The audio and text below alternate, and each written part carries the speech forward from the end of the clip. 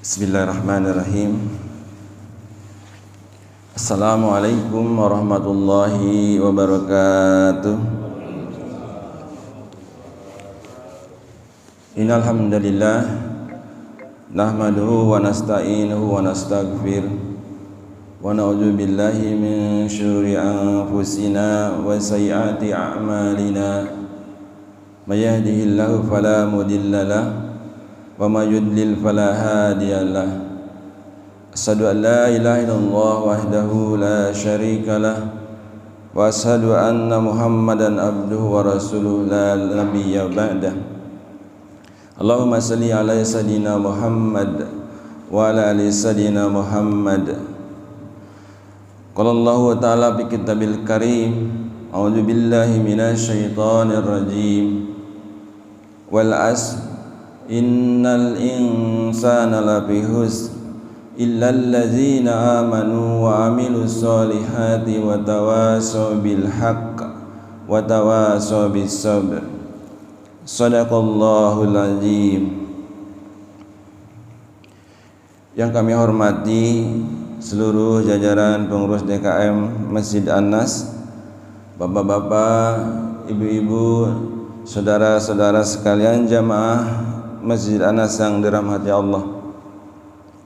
Dan tentunya mari kita panjatkan puji syukur kehadirat Allah Subhanahu wa taala dengan rahmat dan inayahnya kepada kita semua. Sampai hari ini kita masih diberikan kekuatan, kesehatan untuk menjalankan salah satu kewajiban kita, yaitu salat subuh, dan kita laksanakan di tempat yang mulia ini. Salawat dan salam selalu kita sanjungkan ke baginda Nabi Muhammad sallallahu alaihi wasallam, keluarga dan para sahabatnya. Mudah-mudahan kita dan keluarga kita selalu istiqomah menjalankan sunnah-sunnahnya, dan kelak kita mendapatkan syafaat izmah dari beliau. Jamaah yang dirahmati Allah, pada hari ini, pagi ini, giliran kembali pada saya untuk menyampaikan sirah nabawiyah, yang insya Allah pada pagi hari ini kita akan membahas atau sampai pada bab keyakinan dan kepercayaan bangsa Arab sekitar tahun 525 Masehi. Seperti biasa, sebelum kita mulai dari cerita detailnya atau rinciannya, saya akan menyampaikan kesimpulan dari bab ini agar walaupun bab ini tidak saya dapat menyampaikan secara detail keseluruhan, tetapi kita bisa mengambil kesimpulannya. Namun sebelum kita mulai, saya ingat beberapa hari lalu ibunda dari salah satu jamaah kita, Bapak Haji Sondriyah, telah dipanggil Allah Subhanahu wa taala. Tinggalnya beliau di Bekasi, dan mungkin Pak Sondriyah pada hari ini juga belum kembali ke Pamulang, masih di Bekasi. Untuk itu tidak ada salahnya barangkali mari kita mendoakan ibunda Bapak Haji Sondriyah, mudah-mudahan almarhumah diampuni segala dosa-dosanya, khususnya almarhumah diampuni segala dosa-dosanya, dilapangkan kuburnya, juga kepada kedua orang tua kita, sanak famili kita, jamaah Masjid An-Nas umumnya. Mudah-mudahan Allah Subhanahu wa taala selalu melapangkan kuburnya dan berada di dalam naungannya. Ila hadratin Nabil Mustafa Rasulullah sallallahu alaihi wasallam wa ala alihi washabihi. Al-Fatihah. A'udzu billahi minasy syaithanir rajim. Bismillahirrahmanirrahim. Alhamdulillahi rabbil alamin, arrahmanir rahim, maliki yaumiddin. Iyyaka na'budu wa iyyaka nasta'in, ihdinas siratal mustaqim, siratal ladzina an'amta 'alaihim ghairil maghdubi 'alaihim waladdallin. Amin. Jamaah yang dirahmati Allah,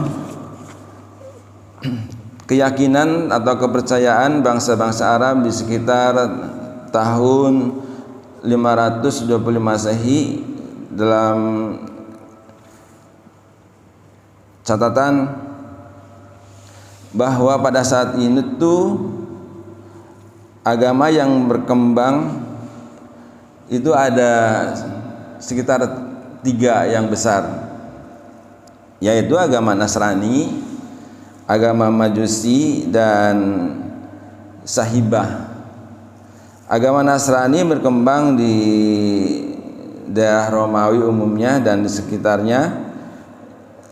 Pada saat itu berkuasa yaitu Raja Abraha.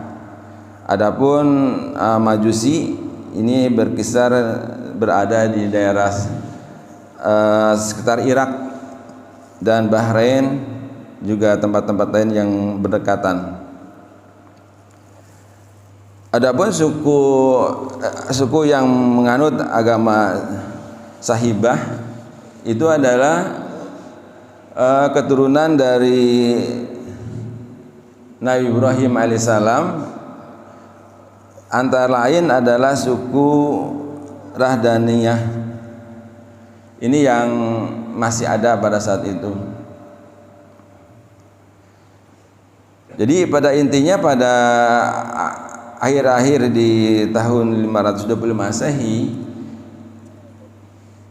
bangsa-bangsa Arab pada saat itu sudah mulai meninggalkan agama yang disampaikan oleh Nabi Ibrahim alaihissalam dan diikuti oleh putranya Ismail. Jadi sudah jauh dari keislaman, sehingga yang ada pada saat itu hanya penyembahan berhala dan kekufuran lainnya. Seperti diketahui pada saat itu bahwa Ka'bah sudah penuh dengan berhala-berhala. Mereka tetap melaksanakan tawaf seperti orang beribadah haji, tapi mereka tidak menyadari bahwa pada saat itu mereka sudah keluar atau jauh dari tuntunan yang disampaikan oleh Nabi Ismail dan Nabi Ibrahim alaihissalam. Sehingga banyak sekali kekacauan dan mereka hanya mementingkan ria dan keuntungan masing-masing atau pribadi-pribadi saja.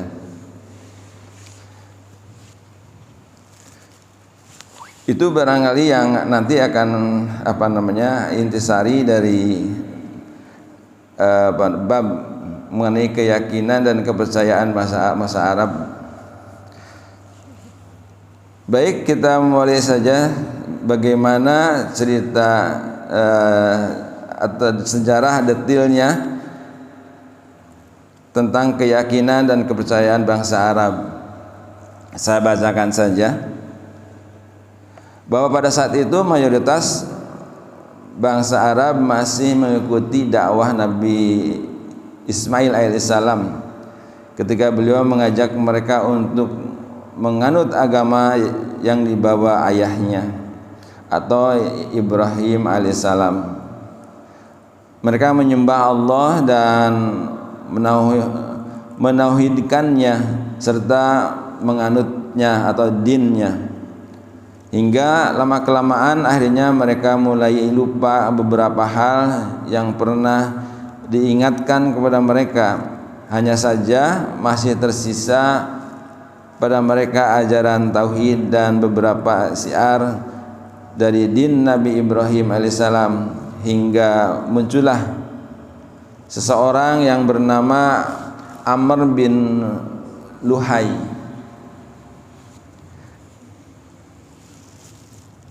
Pemimpin Bani Huzamah.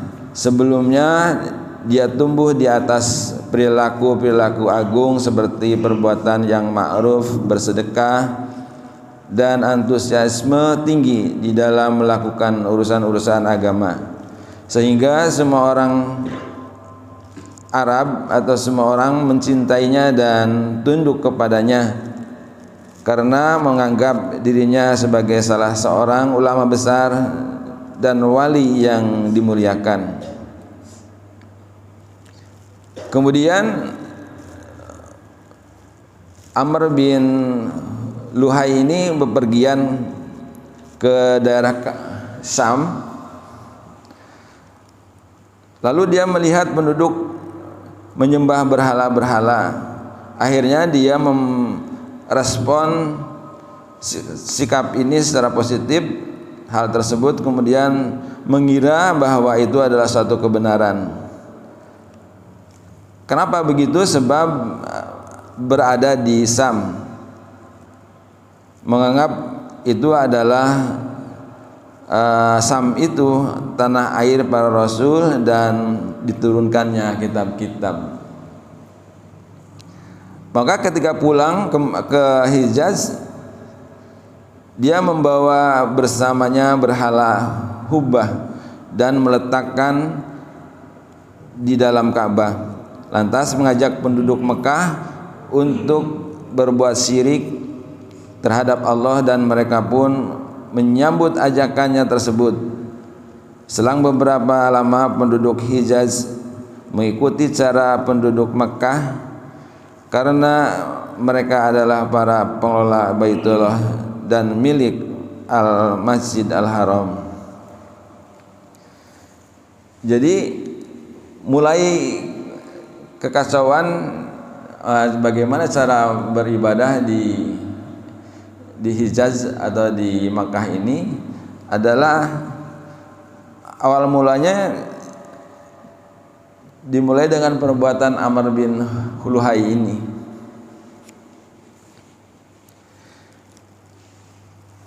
Nah, di antara berhala-berhala yang paling tua bernama Manat yang terletak di Musyalah, sebuah kawasan di tepi Laut Merah dekat Kudaid. Kemudian mereka menjadikan Lata di Taif dan Uzza di Wadi Maklah. Ketiganya merupakan berhala yang paling besar. Setelah itu kesyirikan semakin merajalela dan berhala-berhala pun banyak bertebaran di sekitar tempat di Hijaz. Disebutkan Amr bin Luhai mempunyai pembantu atau khodam dari bangsa jin.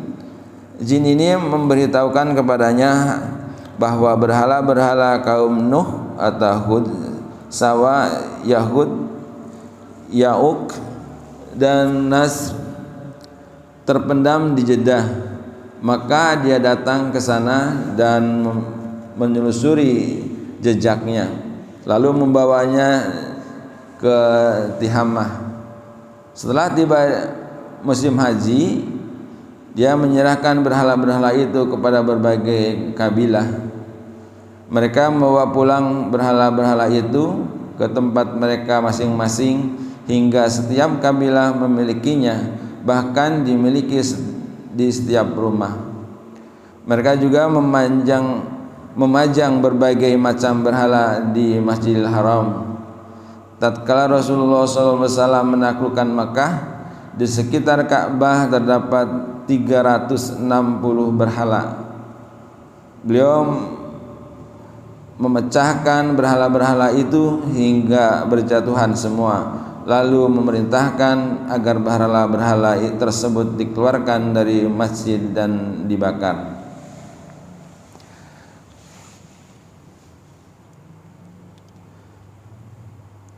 Demikian kesyirikan dan penyembahan terhadap berhala-berhala menjadi fenomena terbesar dari kepercayaan dan keyakinan orang-orang jahiliyah yang mengklaim bahwa mereka masih menganut agama Ibrahim.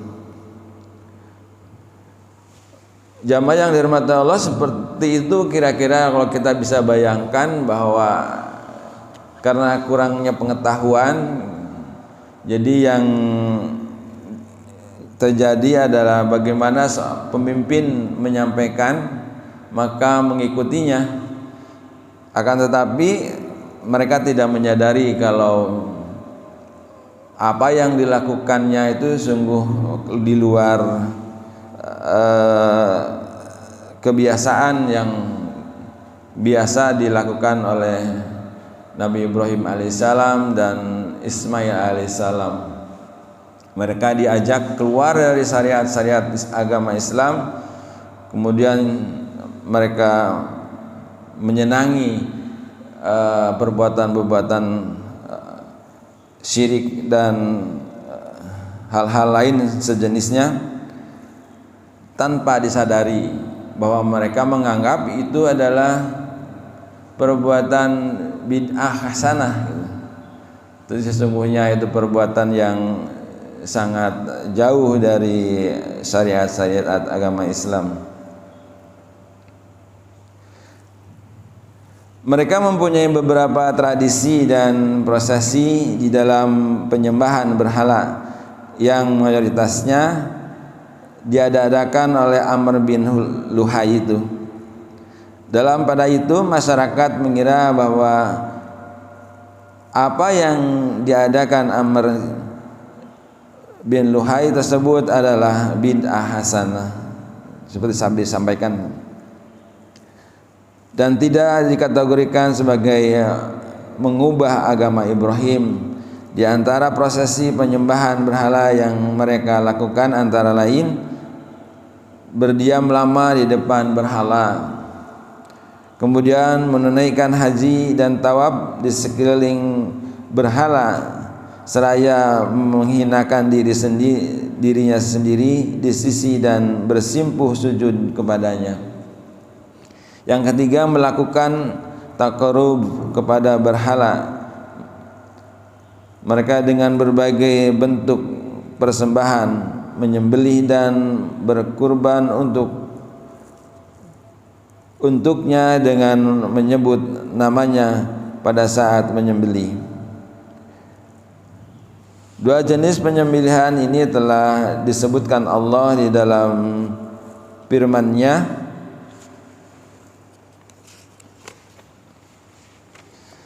dan diharamkan atas kalian apa yang disembelih untuk berhala.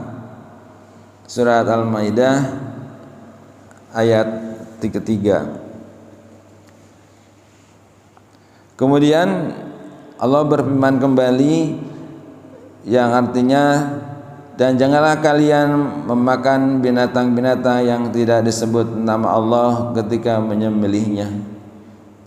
Al-An'am ayat 121.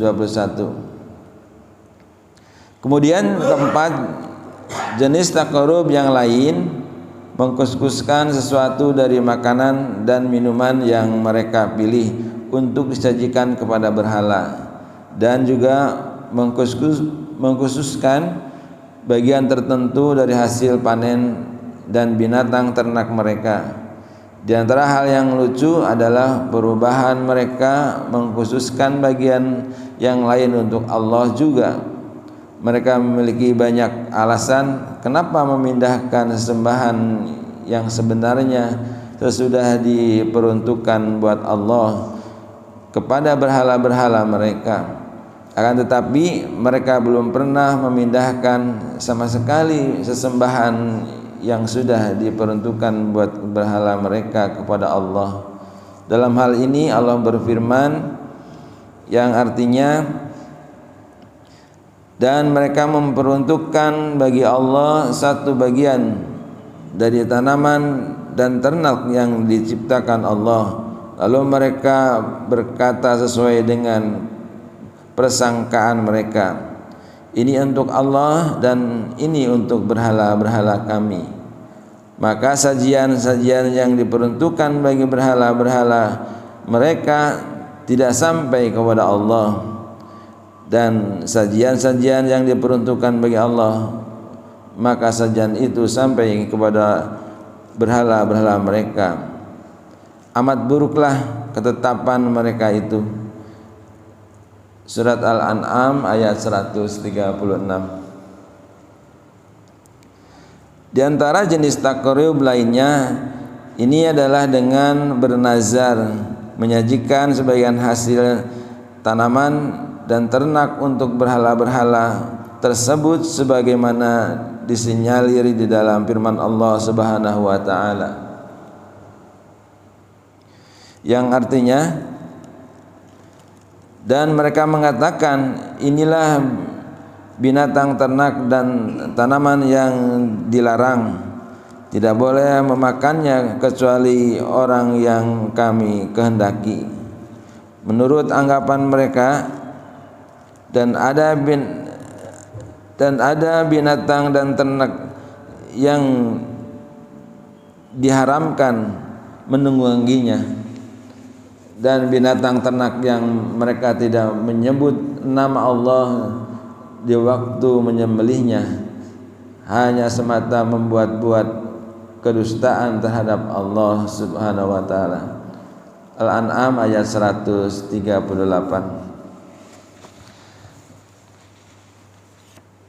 Jadi sebagaimana kita ketahui bahwa begitulah para umat di zaman sepeninggalnya Nabi Ismail alaihissalam, mereka mengikuti jejak-jejak para wali-wali Allah yang menurut mereka adalah wali, pemimpin-pemimpin yang sepertinya sangat alim di dalam menjalankan ibadah. Dan ternyata mereka membuat-buat sendiri seolah-olah itu adalah kebenaran, dan padahal itu adalah kesesatan.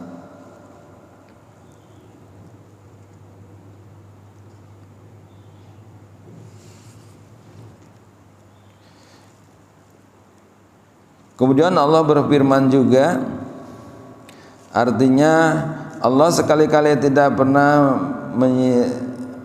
mensyariatkan adanya bahirah, saibah, wasihlah dan ham. Akan tetapi orang-orang kafir membuat-buat kedustaan terhadap Allah, dan kebanyakan mereka tidak mengerti. Al-Maidah ayat 103. Allah juga menurunkan ayat yang lain yang artinya, dan mereka mengatakan apa yang di dalam perut binatang ternak itu, binatang ternak ini adalah khusus untuk pria kami dan diharamkan atas wanita kami, dan jika yang dalam perut itu dilahirkan mati, maka pria dan wanita sama-sama boleh memakannya. Al-An'am ayat 139. Ada penafsiran lain terhadap makna kata Al-An'am atau binatang ternak di atas. Sa'id bin Al-Musayyib telah menjelaskan bahwa binatang-binatang ternak ini diperuntukkan bagi tagut-tagut mereka. Telah diriwayatkan secara marfu di dalam Sahih Al-Bukhari bahwa Amr bin Luhai adalah orang pertama yang melakukan ritual as-saibah. Semua hal di atas dilakukan oleh bangsa Arab terhadap berhala-berhala mereka karena meyakini bahwa hal itu bisa mendekatkan mereka kepada Allah, menyampaikan mereka kepadanya, dan dapat memberi syafaat di sisinya sebagaimana yang dinyatakan dalam Al-Quran. Kami tidak menyembah mereka melainkan supaya mereka mendekatkan kami kepada Allah dengan sedekat-dekatnya.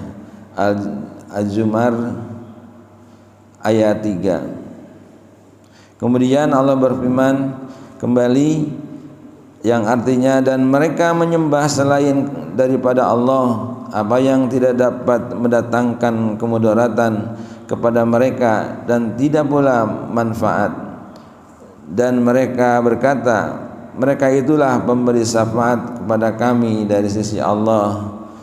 Surah Yunus ayat 18. Orang-orang Arab juga mengundi nasib dengan al-azlam.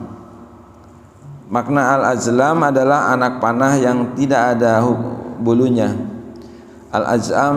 Al-azlam tersebut ada 3 macam. Yang pertama bertulisan ya, yang kedua bertulisan tidak, dan yang ketiga bertuliskan diabaikan. Mereka mengundi nasib dengan itu untuk menentukan aktivitas apa saja yang akan dilakukan, seperti bepergian, menikah, dan lain-lainnya.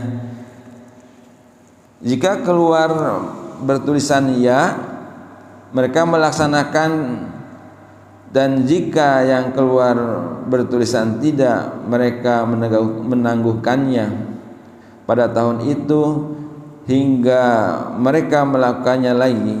Dan jika yang muncul bertulisan diabaikan, mereka mengulangi undiannya. Dalam undian terakhir ini ada jenis ungkapan dengan bertulisan air dan tebusan. Ada dengan tulisan dari kalian, dari selain kalian, atau dikaitkan. Bila mereka ragu terhadap nasab seseorang, mereka membawanya ke berhala Hubah dan membawa serta juga 100 unta, lalu diberikan kepada si pengundi. Dalam hal ini, jika yang keluar adalah tulisan dari kalian, maka dia diangkat sebagai penengah atau pemutus perkara di antara mereka. Jika yang keluar tulisan dari selain kalian, maka dia diangkat sebagai sekutu. Sedangkan jika yang keluar adalah tulisan diikutkan atau dikaitkan, maka kedudukannya di tengah mereka adalah sebagai orang yang tidak bernasab dan tidak diangkat sebagai sekutu. Hal ini mirip lagi dengan Al-Maisir dan Al-Qidah yang merupakan jenis dari judi. Untuk hal itu, mereka biasanya membagi-bagikan daging unta dan mereka sembelih berdasarkan Al-Qidah tersebut.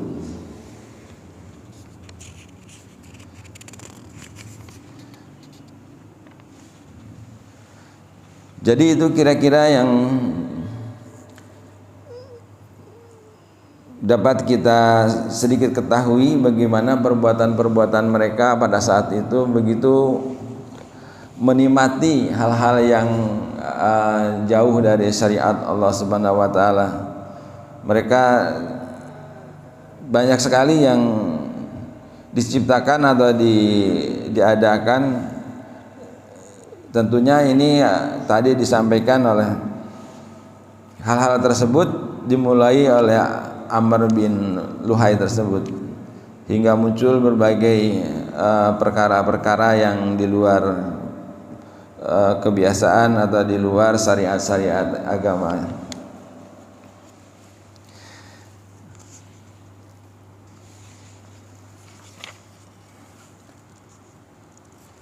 Kemudian sedikit masih ada waktu, saya sampaikan beberapa hal yang lain. Kepercayaan semacam ini, yakni kepercayaan bernuansa syirik, persembahan berhala, keyakinan terhadap hal tahyul, dan khurafat adalah merupakan kepercayaan agama mayoritas bangsa Arab. Di samping itu juga agama lain seperti Yahudi, Nasrani, Majusi, dan Saibah, agama ini juga mendapatkan jalan untuk memasuki distrik dan ditempati oleh bangsa Arab. Sedikitnya ada 2 periode yang sempat mewakili peradaban orang-orang Yahudi di Jazirah Arab tersebut. Pertama adalah proses hijrah yang mereka lakukan pada periode penaklukan bangsa Babilonia dan Assyria di Palestina. Hal ini terjadi akibat adanya tekanan terhadap orang-orang Yahudi, luluh lantaknya negeri mereka, dan hancurnya rumah ibadah mereka yang dilakukan oleh Nebukadnezar pada tahun 580 sebelum Masehi, serta ditawannya sebagian besar mereka yang kemudian dibawa ke Babilonia. Hanya saja sebagian mereka yang lain meninggalkan negeri Palestina menuju Hijaz dan bermukim di sekitar distrik bagian utaranya. Yang kedua adalah diawali dari sejak pendudukan bangsa Romawi terhadap Palestina di bawah komando Titus pada tahun 70 Masehi. Hal ini terjadi akibat adanya tekanan dari orang-orang Romawi terhadap orang-orang Yahudi.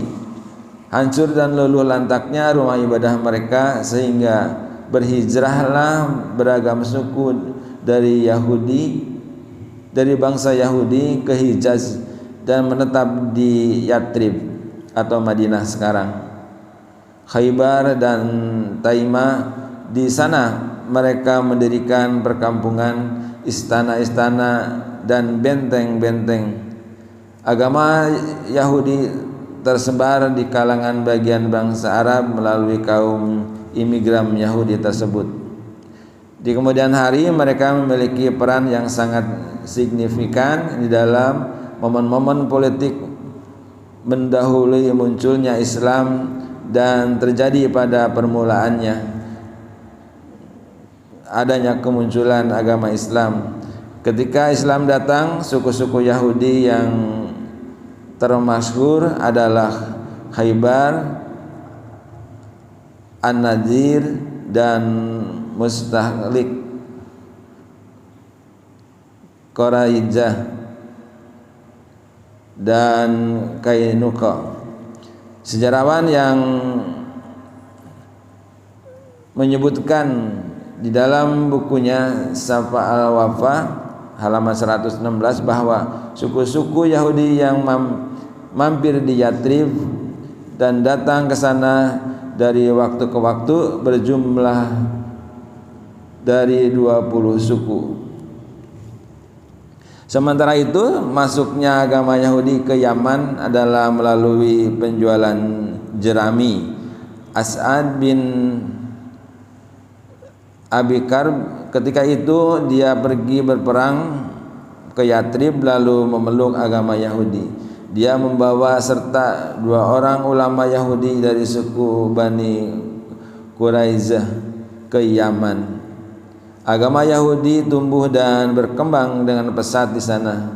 Maka ketika anak-anaknya Yusuf dan bergelar Nuwas menjadi penguasa di Yaman, dia menyerang penganut agama Nasrani di Najran dan memaksa mereka untuk menganut agama Yahudi. Namun mereka menolak. Karena penolakan itu dia kemudian menggali parit. Ini yang pernah disampaikan bahwa terjadinya pembunuhan massal yang dilakukan oleh kaum Yahudi terhadap kaum Nasrani di dalam parit yang dibakar. Ini terjadi pada sekitar 523 Masehi. Al-Quran menceritakan sebagai dari drama tragis tersebut di dalam surat Al-Buruj yang mana disampaikan pada pertemuan yang lalu.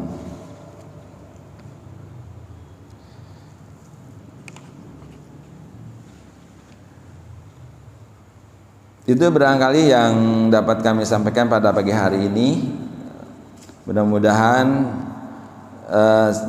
sejarah perkembangan dari bangsa-bangsa Arab ini yang mengawali munculnya agama yang diridhoi Allah Subhanahu wa taala yang disampaikan oleh Nabi Muhammad SAW itu memang sudah terjadi beberapa penyimpangan yang sangat jauh dari masyarakat yang berada pada zaman itu. Mudah-mudahan apa yang kami sampaikan menjadikan pengetahuan bagaimana kaum-kaum Arab pada zaman itu dan bagaimana kaum-kaum Arab pada saat itu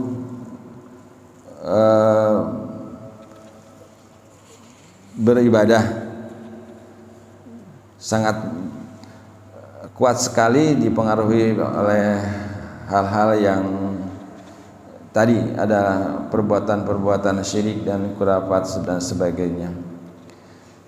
Itu saja pengantar pada pertemuan pagi hari ini.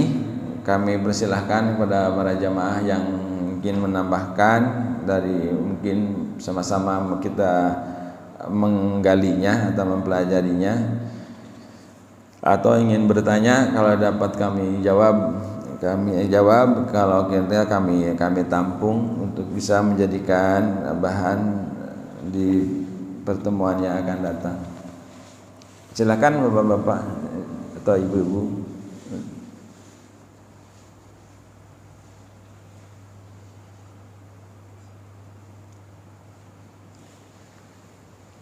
Biasanya Pak Tatang membuka.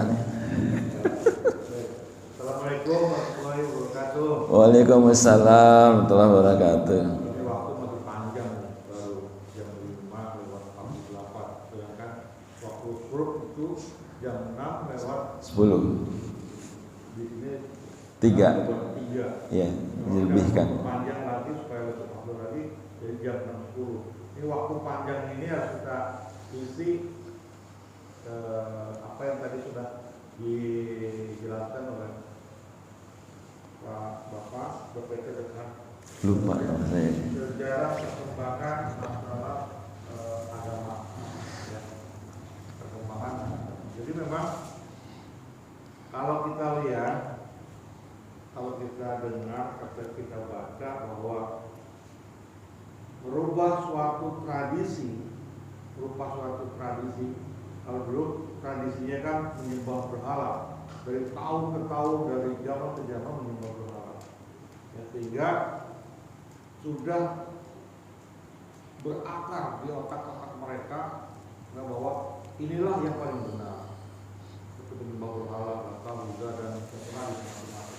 Ada 48 berhala yang ada di Ka'bah sendiri. Itu sehingga menjadi pegangan dia, kepercayaan dia bahwa inilah agama yang benar. Dan dia lupa pada saat itu, tadi zaman Nabi Ibrahim telah dinyatakan bahwa selain berhala itu ada Allah. Dia lupa sama Allah sendiri, sehingga dia melakukan kegiatan-kegiatan yang bertentangan dengan perintah-perintah Allah itu sendiri, ya, sehingga bagaimana sekarang kita ini menyikapi agamanya Allah. Alhamdulillah kita yang ada di masjid ini kita udah yakin dan aku yakin bahwa agama yang benar adalah agama Islam yang disempurnakan dari Allah Subhanahu wa taala. Tetapi saat ini pun juga masih banyak orang yang menyembah berhala. Banyak tuh. Banyak menyembah berhala lupa dengan adanya Allah. Ya, Siapa tuh yang menyembah berhala? Berhala tuh sekarang bukan wujudnya patung lagi sekarang. Wujudnya udah macam-macam.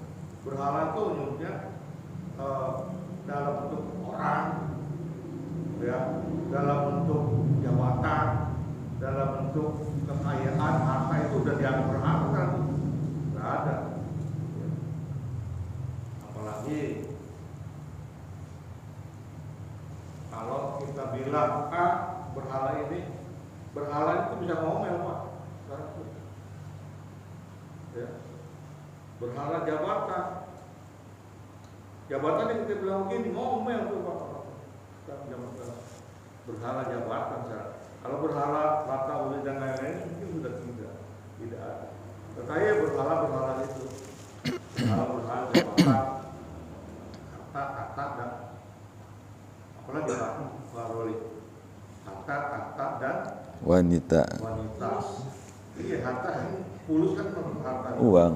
Jadi harta dan wanita. Sekarang itu coba, ya, seperti apa ya, sekarang ini banyak orang yang melupakan dengan Allah. Itu tadi sudah berubah, sudah bergeser dengan waktu dan zaman, berhala-berhalanya seperti itu. Di dalam Islam tidak boleh kita pasang foto. Tidak boleh itu baru. Di dalam rumah kita pasang foto. Itu nggak boleh. Ya. Nggak boleh. Tetapi kita bawa foto di dompet. Bawa nggak sih kawan? Bawa tuh. Foto tidak boleh dipajang di rumah. Gambar tidak boleh dipasang di rumah yang berbentuk manusia. Tetapi kita selalu bawa foto. SIM, KTP itu mah bisa ditinggal. Tapi kalau uang bisa nggak ditinggal? Uang itu kan ada fotonya. Ya, uang ada fotonya. Sesuatu bisa dipajang di rumah kalau disamak. Kulit yang disamak itu boleh. Tapi kalau foto itu tidak boleh. Sehingga kita ya harus lebih waspada lagi berkaitan dengan tadi. Memang perubahan tadi kalau bilang itu dari zaman Nabi Ibrahim sampai ke sini, ya, itu susah untuk merubah karakter orang-orang di sana itu. Makanya kita juga bersyukur dengan Nabi Muhammad SAW itu bisa merubah karakter dalam jangka waktu berapa tahun? Sejak kenabian 24 tahun. 23 tahun dia bisa merubah karakter itu, sehingga alhamdulillah sampai beliau memberikan petunjuk, arahan dan peringatan kepada kita sampai saat ini 1400 sekian tahun itu kita masih bisa mengamalkan petunjuk beliau. Sehingga ya alhamdulillah tadi kita duduk di sini menunggu suatu itu aja. Pak Rahmat bilang jangankan membaca, jangankan mendengarkan, tidur aja dapat pahala itu. Tapi saya yakin yang ada di sini tadi cuma tidur ayam, mata gini tapi kuping denger. Tidurnya Pak Gus Dur ya? Tidurnya Pak Gus Dur ya? Saya nggak ngomong itu. Tapi jelas kayak gitu.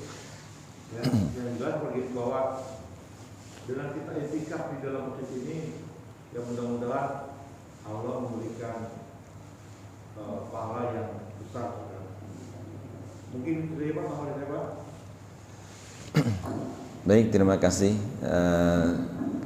Tambahan dari Pak Haji Tatang, mudah-mudahan juga menjadi pencerahan juga buat kita semua bahwa memang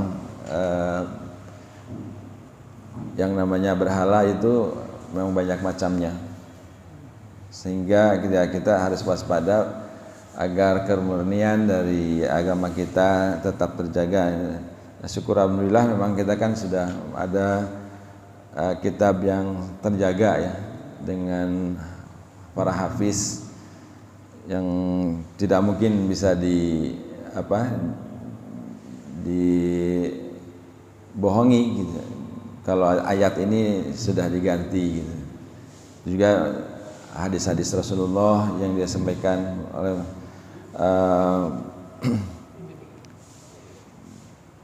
para pendahulu kita, para ulama yang kita bisa membacanya.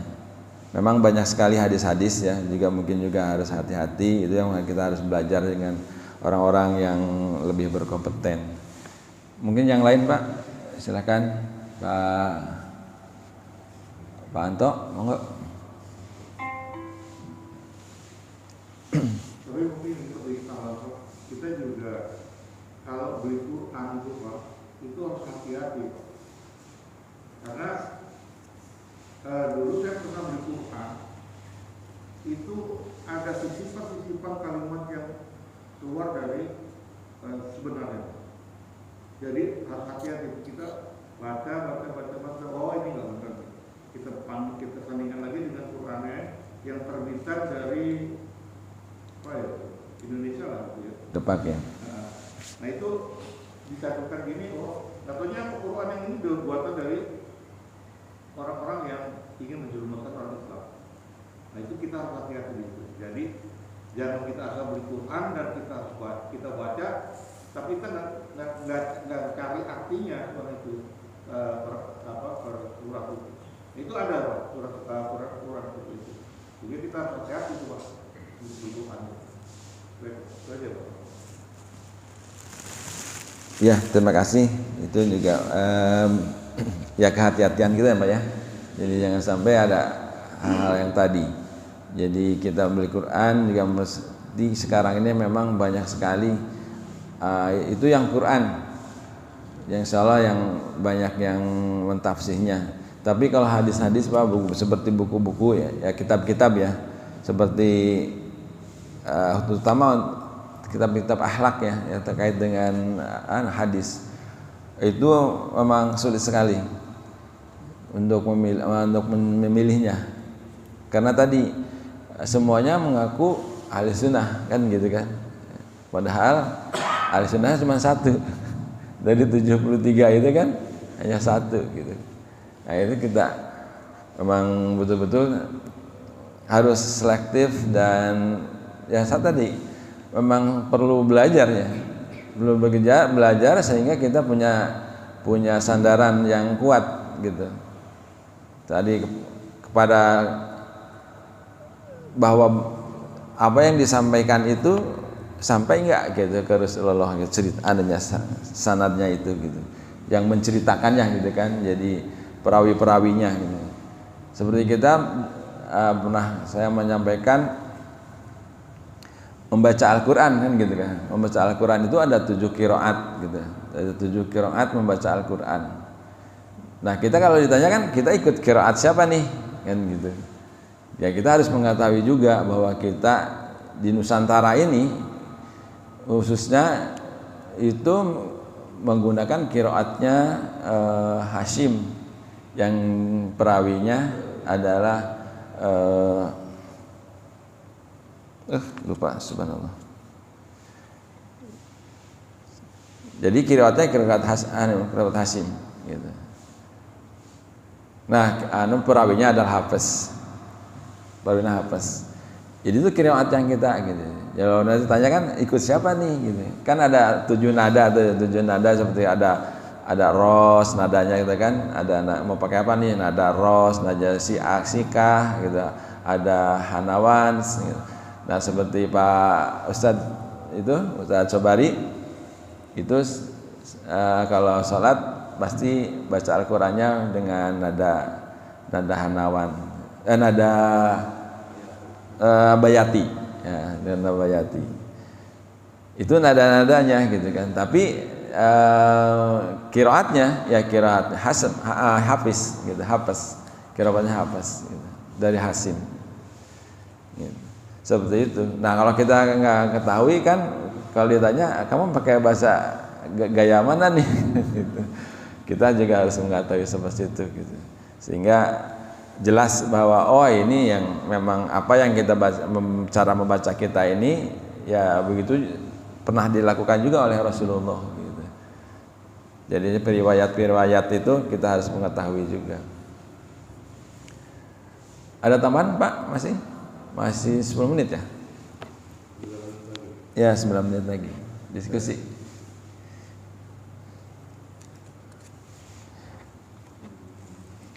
Ya. Salah tusukan.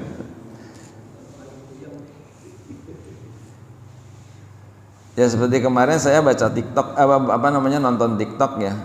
Ada salah satu TikTok itu dia menyalahkan salah satu cara di dalam penentuan bulan ya, penentuan awal bulan, sehingga karena mungkin dia menggebu-gebu gitu kan cara menyampaikannya, terus dia bilang